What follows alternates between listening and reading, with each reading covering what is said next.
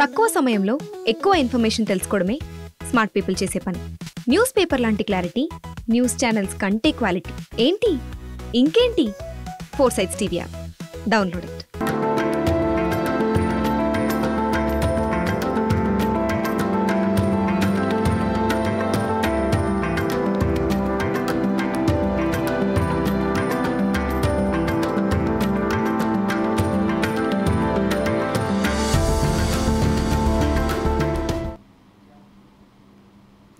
నమస్తే, welcome to 4 Sides TV exclusive drive. నేను మీ సంపత్ కుమార్.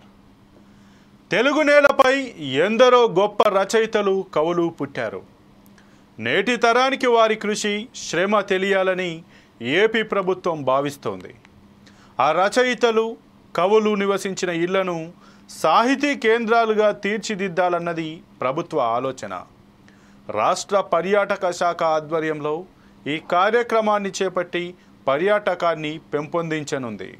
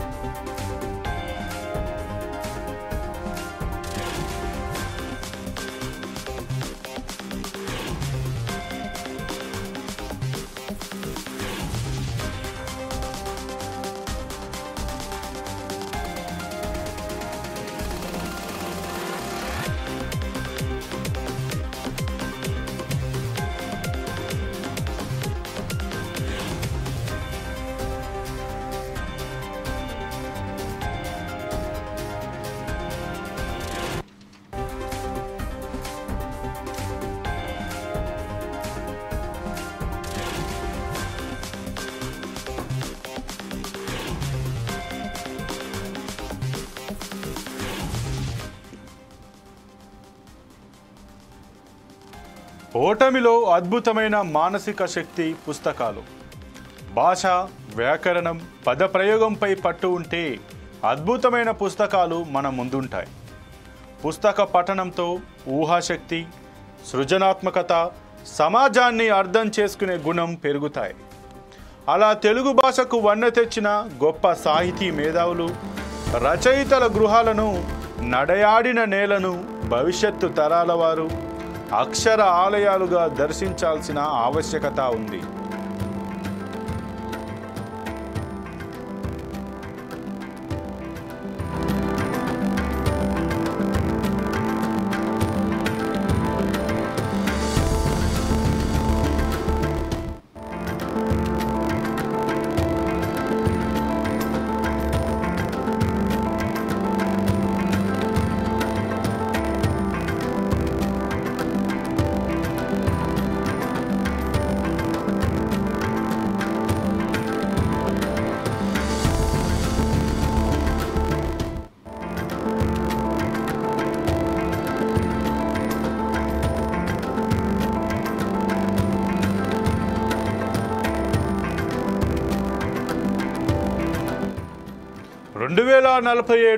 వికసిత్ భారత్గా అడుగులు వేస్తున్న ఈ వేళ విజ్ఞాన కాంతులు నిండే సమూహం అవసరమని ప్రభుత్వం భావించి అందుకు పుస్తకాలను మార్గదర్శనంగా తీసుకుంది. విజయవాడలో 35వ పుస్తక ప్రదర్శన మహోత్సవం సందర్భంగా AP deputy CM Pawan Kalyan ఈ సాహితీ యాత్ర కార్యక్రమంను వివరించారు. పుస్తక పఠన ఆవశ్యకతపై తన అనుభవాల్ని వివరించారు. ₹1,00,00,000 ఇవ్వమన్నా ఇస్తా, కానీ ఒక్క పుస్తకం ఇవ్వడానికి మాత్రం చాలా సంకోచిస్తానంటూ పుస్తకాలపై తన మమకారాన్ని వెలిబిచ్చారు. ఇంటర్తో చదువు ఆపినా పుస్తక పఠనం ఆగలేదంటూ చెప్పుకొచ్చారు.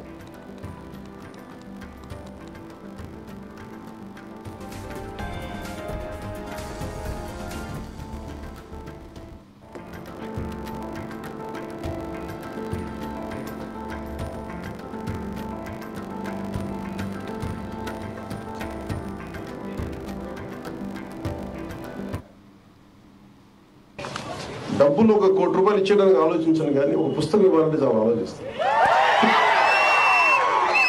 అంటే అంటే పుస్తకాన్ని ఇవ్వాలి అంటే నిజంగా నా సంపదను ఇచ్చేసి, అంటే నా కర్ణుడి కవచకుండలాలు ఎలా కోసేస్తే బాధపడతారో నాకు తెలియదు, కానీ నా పుస్తకం ఇవ్వాలంటే మటుకు చాలా కింద మీద పడిపోతాను, ఇవ్వాలి అవుతుంది. అందుకని ఏంటంటే కొంతమంది అడిగినప్పుడు, ఇవి నా పిల్లలు అడిగినప్పుడు కూడా వాళ్ళకి కావాలని ఇంకో కాపీ కొనిచ్చిస్తాను తప్ప నా పుస్తకాలు ఇవ్వడానికి ఇబ్బంది పడతాను. అంత మమకారం నా పుస్తకాలు.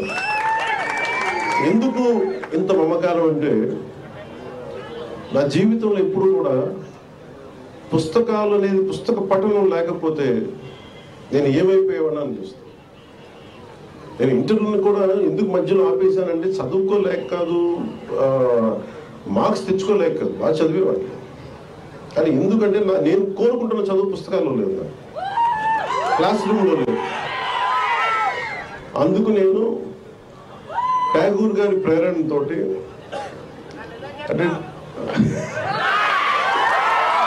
రవీంద్రనాథ్ ఠాగూర్ స్కూల్కి వెళ్ళకుండా ఇంట్లోనే కూర్చొని నేర్చుకున్నారంటే అది నేను కూడా ప్రేరణ తీసుకొని ఆయనలాగే చెట్లు చేమలు మొక్కలు చూస్తాం. మా దగ్గరికి అంత లగ్జరీ లేదు, పెద్ద ఉద్యానవనాలు లేవు.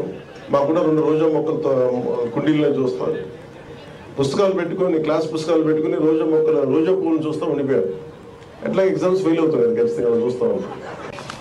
డబ్బులు ₹1 కోటి ఇచ్చేయడానికి ఆలోచించను, కానీ పవన్ కళ్యాణ్ మాట్లాడిన వీడియోను కనుక మనం గమనిస్తే ఇందుకు రవీంద్రనాథ్ ఠాగూర్ స్ఫూర్తి. ఆయన తక్కువే చదివిన ఎన్నో కావ్యాలు రాశారు. అమృతం కురిసిన రాత్రి, విశ్వదర్శనం వంటి పుస్తకాలు ఓ అద్భుతమైన అనుభూతి అని చెప్పారు. డాక్టర్ కేశవరెడ్డి రచించిన అతడు అడవిని జయించాడు చదివితే ఓ గిరిజనుడు పడే వేదన అర్థమవుతుంది. శ్రీ విశ్వనాథ సత్యనారాయణ ఆహా ఊహు చదివితే మన సంస్కృతి పట్ల అవగాహన కలుగుతోందని, గుర్రం జాషువా రచనలు చదివితే సాహిత్యకారుల మీద ప్రేమ పుడుతుందని పవన్ కళ్యాణ్ విజయవాడలో జరిగిన ఆ బుక్స్ ఫెయిర్లో చెప్పుకొచ్చారు.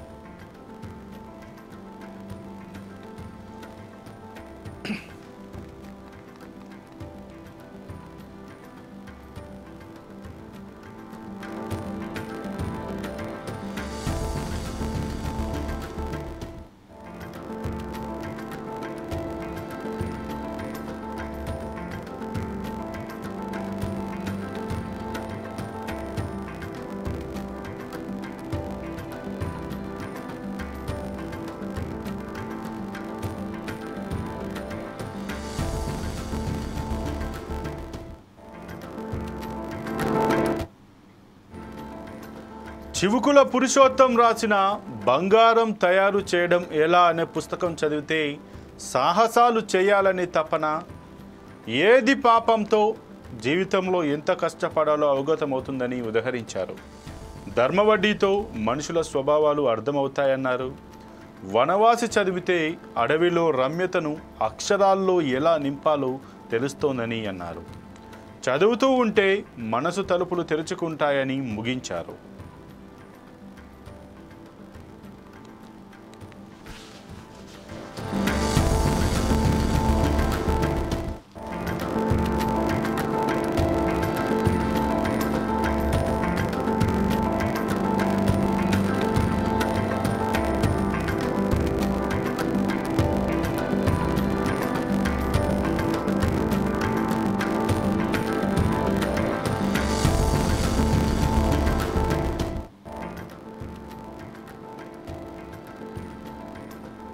మాతృభాష మీద నేటి చిన్నారులు దృష్టి సారించాలి.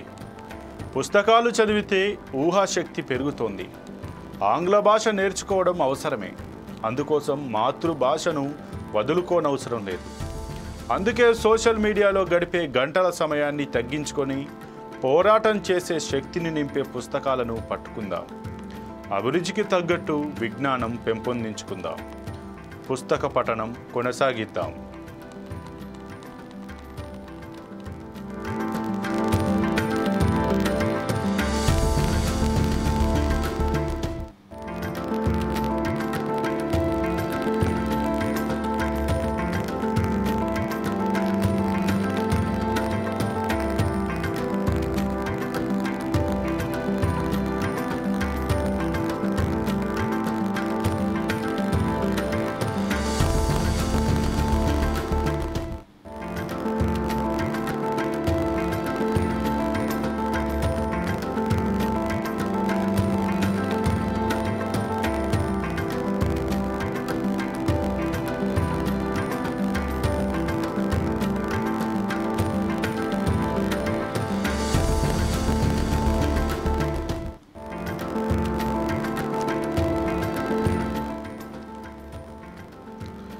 తెలుగు నేలపై ఎందరో గొప్ప రచయితలు కవులు పుట్టారు. నేటి తరానికి వారి కృషి శ్రమ తెలియాలని ఏపీ ప్రభుత్వం భావిస్తోంది. ఆ రచయితలు కవులు నివసించిన ఇళ్లను సాహితీ కేంద్రాలుగా తీర్చిదిద్దాలన్నది ప్రభుత్వ ఆలోచన. రాష్ట్ర పర్యాటక శాఖ ఆధ్వర్యంలో ఈ కార్యక్రమాన్ని చేపట్టి పర్యాటకాన్ని పెంపొందించనుంది.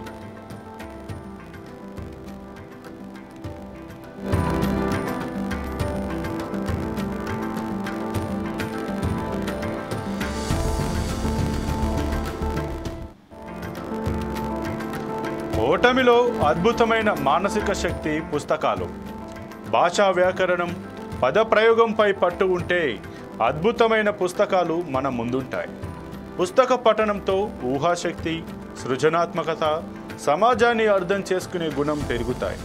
అలా తెలుగు భాషకు వన్నె తెచ్చిన గొప్ప సాహితీ మేధావులు, రచయితల గృహాలను, నడయాడిన నేలను భవిష్యత్తు తరాల వారు అక్షర ఆలయాలుగా దర్శించాల్సిన ఆవశ్యకత ఉంది.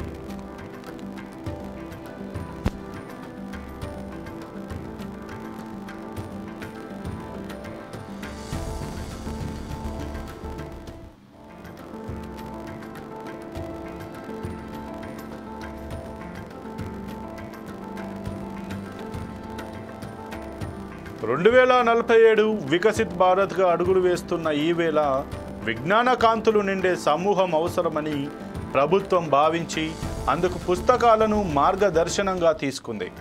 విజయవాడలో 35వ పుస్తక ప్రదర్శన మహోత్సవం సందర్భంగా AP deputy CM Pawan Kalyan ఈ సాహితీ యాత్ర కార్యక్రమాన్ని వివరించారు. పుస్తక పఠన ఆవశ్యకతపై తన అనుభవాల్ని వివరించారు. ₹1,00,00,000 ఇవ్వమన్నా ఇస్తా కానీ ఒక్క పుస్తకం ఇవ్వడానికి మాత్రం చాలా సంకోచిస్తానంటూ పుస్తకాలపై తన మమకారాన్ని వెలుబుచ్చారు. ఇంటర్తో చదువు ఆపినా పుస్తక పఠనం ఆగలేదంటూ చెప్పుకొచ్చారు.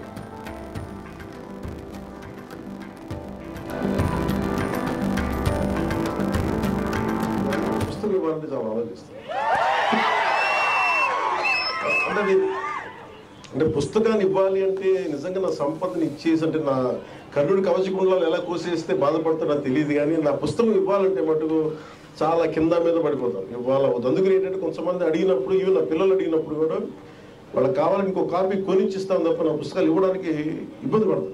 అంత మమకారం నా పుస్తకాలు. ఎందుకు ఇంత మమకారం అంటే నా జీవితంలో ఇందుకు రవీంద్రనాథ్ ఠాగూర్ స్ఫూర్తి. ఆయన తక్కువే చదివినా ఎన్నో కావ్యాలు రాశారంటూ పవన్ చెప్పుకొచ్చారు. అమృతం కురిసిన రాత్రి, విశ్వదర్శనం వంటి పుస్తకాలు ఓ అద్భుతమైన అనుభూతి అని, డాక్టర్ కేశవరెడ్డి రచించిన అతడు అడవిని జయించాడు చదివితే ఓ గిరిజనుడు పడే వేదన అర్థమవుతుందని, శ్రీ విశ్వనాథ సత్యనారాయణ ఆహా ఊహు చదివితే మన సంస్కృతి పట్ల అవగాహన కలుగుతుందని చెప్పారు. గుర్రం జాషువా రచనలు చదివితే సాహిత్యకారుల మీద ప్రేమ పుడుతుందని, చివుకుల పురుషోత్తం రాసిన బంగారం తయారు చేయడం ఎలా అన్న పుస్తకం చదివితే సాహసాలు చేయాలనే తపన, అదేవిధంగా ఏది పాపంతో జీవితంలో ఎంత కష్టపడాలో అవగతం అవుతుందని ఉదహరించారు. ధర్మరెడ్డి చదివితే మనుషుల స్వభావాలు అర్థమవుతాయన్నారు. వనవాసి చదివితే అడవిలో రమ్యతను అక్షరాల్లో ఎలా నింపాలో తెలుస్తోందని అన్నారు. చదువుతూ ఉంటే మనసు తలుపులు తెరుచుకుంటాయని ముగించారు.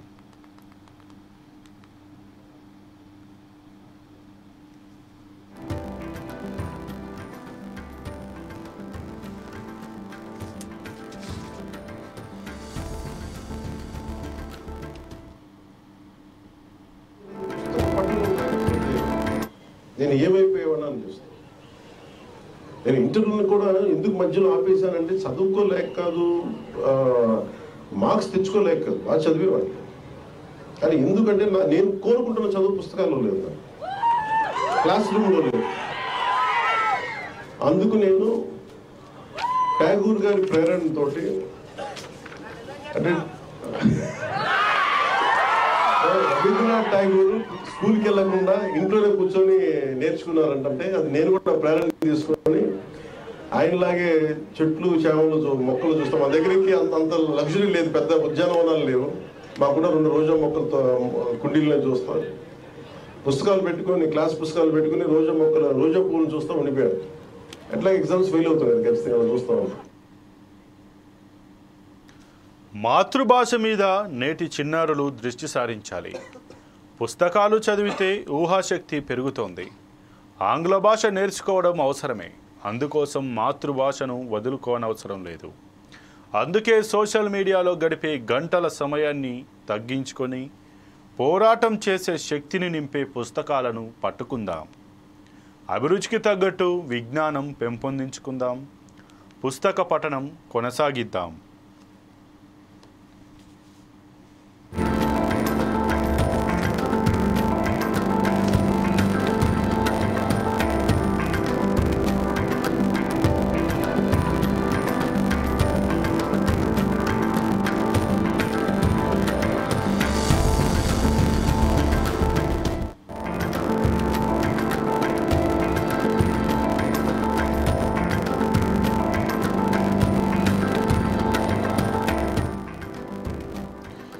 ఏదేమైనా ఇప్పుడు ఆధునిక కాలంలో సెల్ ఫోన్ల వాడకం, ఇంటర్నెట్ వాడకం, ల్యాప్టాప్ల వాడకం పెరిగిన తరుణంలో పుస్తకాలను, వాటిలో ఉన్న విశేషాలను, గత చరిత్ర ఆనవాళ్లను, గత చరిత్రలో తెలుగు సాహితీ రంగాన్ని, తెలుగు కవిత్వాన్ని, తెలుగులో రాసినటువంటి వారి యొక్క కథలను అన్నిటినీ మర్చిపోయినటువంటి వేళ ఆంధ్రప్రదేశ్ రాష్ట్ర ప్రభుత్వం వారి యొక్క గత స్మృతులను, అలాగే వారు చెప్పినటువంటి వారి యొక్క పుస్తకాలలో ఉన్నటువంటి కథనాలను, ఆదర్శాలను, ఆశయాలను, అందులో ఉన్నటువంటి మంచిని ప్రస్తుత యువతకు అందించే విధంగా వారు నడయాడిన నేలను, వారి యొక్క నివాసాలను, వారిని ఇప్పుడు భవిష్యత్ తరాలు గుర్తించుకునే విధంగా ఏదైతే ఆంధ్రప్రదేశ్ రాష్ట్ర ప్రభుత్వం తీసుకొస్తున్నటువంటి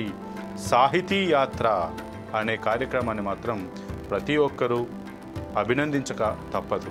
ఎందుకు అంటే మన గతంలో ఎవరైతే తెలుగు సాహితీ రంగాన్ని ముందుకు తీసుకొచ్చి పుస్తకాలలో వారి యొక్క ఏవైతే కావ్యాలను కానీ, రచనలను కానీ, వారి యొక్క ఉద్వేగభరితమైనటువంటి ప్రసంగాలను కానీ, అప్పటి కాలంలో అప్పటి సామాజిక ఆర్థిక స్థితిగతులను ఉద్దేశించి ప్రజలను చైతన్యపరిచే విధంగా మూఢాచారాలపైన, అప్పటి వెనుకబాటు తరంపైన, అణచివేతలపైన వారి యొక్క కలంతో ఆ యొక్క పుస్తకాల్లో పొందుపరిచి చైతన్యపరిచే విధంగా ఎంతోమంది తెలుగు కవులు, సాహితీవేత్తలు ఎన్నో రకాలైనటువంటి కథనాలను, వారి యొక్క కథలను పుస్తక రూపంలో పొందుపరిచారు.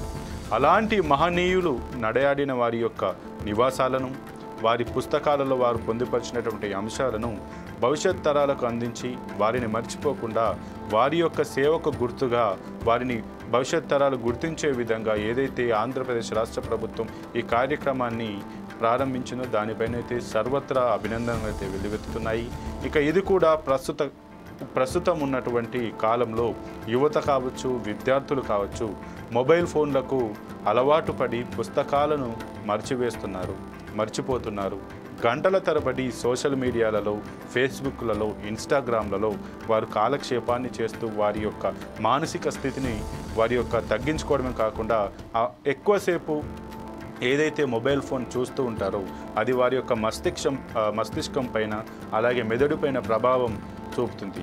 కానీ ఈ పుస్తక పఠనం ద్వారా మరిన్ని విషయాలు తెలుసుకోవడమే కాకుండా అది ఒక మంచి అలవాటుగా మారి మరింత జ్ఞానాన్ని సమపార్చుకునే విధంగా ఈ పుస్తక పఠనం అనేది ఉపయోగపడుతుంది. కాబట్టి ఏదైతే ఆంధ్రప్రదేశ్ రాష్ట్ర ప్రభుత్వం ఈ యొక్క సాహితీ యాత్ర పేరుతోటి గత చరిత్రను భవిష్యత్ తరాలకు అందించడమే కాకుండా పుస్తక పఠనం వైపు రాబోయే విద్యార్థులను, రాబోయే యువతను మరల్చే విధంగా వారి మరింత జ్ఞానాన్ని సమపార్చుకునే విధంగా ఆంధ్రప్రదేశ్ రాష్ట్ర ప్రభుత్వం ఏదైతే ప్రయత్నం చేస్తుందో అది సక్సెస్ఫుల్గా ముందుకు నడవాలని కోరుకుంటూ ఇది ఇవాల్టి 4 Sides టీవీ ఎక్స్క్లూజివ్ డ్రైవ్. మరో ఎక్స్క్లూజివ్ డ్రైవ్లో మళ్ళీ కలుద్దాం. చూస్తూనే ఉండండి 4 Sides టీవీ.